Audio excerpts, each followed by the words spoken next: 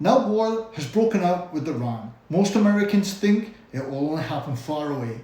Deserts, missiles, new footage from the other side of the world.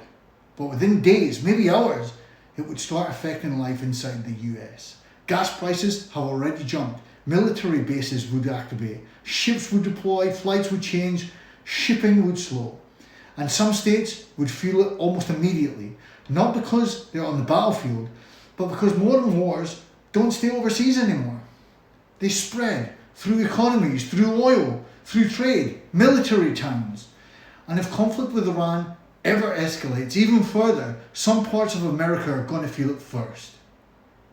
Now, this isn't about politics. It isn't about who's right or wrong. This is about something simpler. What actually happens inside the United States if a war with Iran continues? Because it would just be a headline. It wouldn't be economic shockwaves. And depending on where you live, you might feel it a lot sooner than what you think. Why does Iran matter? Iran isn't just another country. It sits next to one of the most important routes on earth, the Strait of Hormuz. This narrow strip of water connects the Persian Gulf to the rest of the world. And here's why that matters. About 1/5 of the world's oil supply passes through that location. And if that gets disrupted, anything and everything will change. Fuel prices have already risen. Shipping costs rise, food costs rise, travel costs rise, our mortgage interest rates are going up. And even if the fighting never reaches US soil, the economic impact will. Because modern economics are connected. And modern wars ripple outwards. And the first state to feel it might not be the ones that you expect. Let's have a look at some military states. The first place that would feel the impact are military states. Places where deployments happen fast. Planes move first, ships then follow, and then now we're looking at troops going in afterwards. States like Texas, California, Virginia, North Carolina, Florida and Georgia. Military bases shift into high activity quickly during conflict. More flights, more training, more movement, more deployments. And the people that notice first, they're not the politicians. It's families like we have.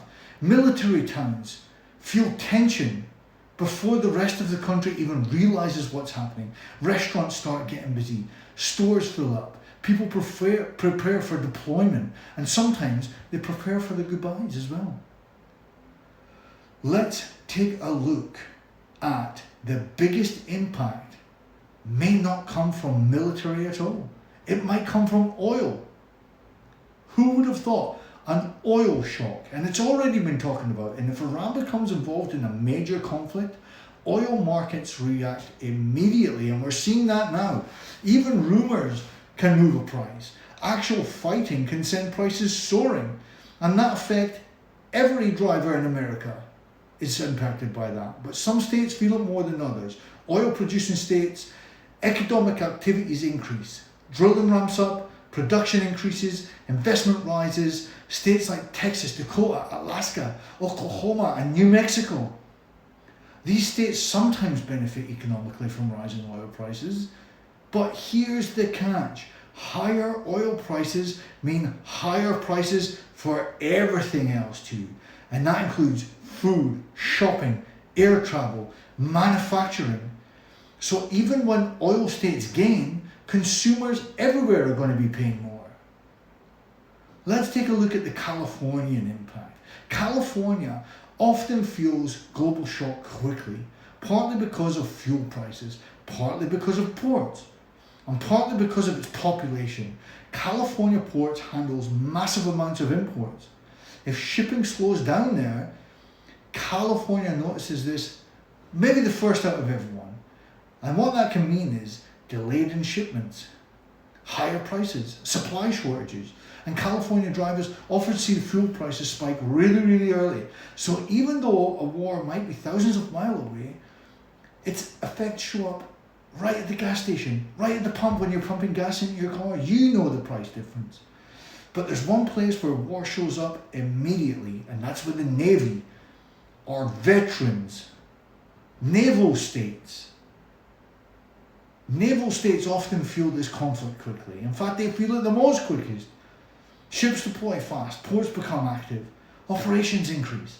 States with large naval presence see activity ramp up. Ships leave the port, supplies move, personnel deployment is coming, and naval towns notice this. The hotels start filling up, traffic will increase, families start preparing. War doesn't just happen overseas. It starts at home first. And let's take a look at the hidden impact, the things that we don't always see firsthand. The biggest impacts aren't often military, they're economic. Fuel, food, shipping costs. And those increase spread slowly, but persistently, sometimes lasting long after the conflict even ends. And that's the part most people don't see, the quiet cost of war. Not just the battles on the battlefield, but the ripple effects afterwards.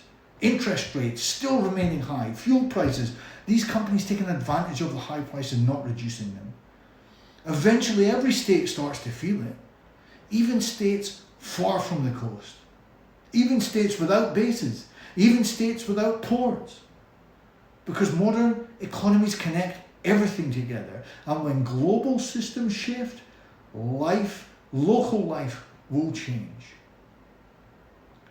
So, if war with Iran continues, it's not going to stay overseas.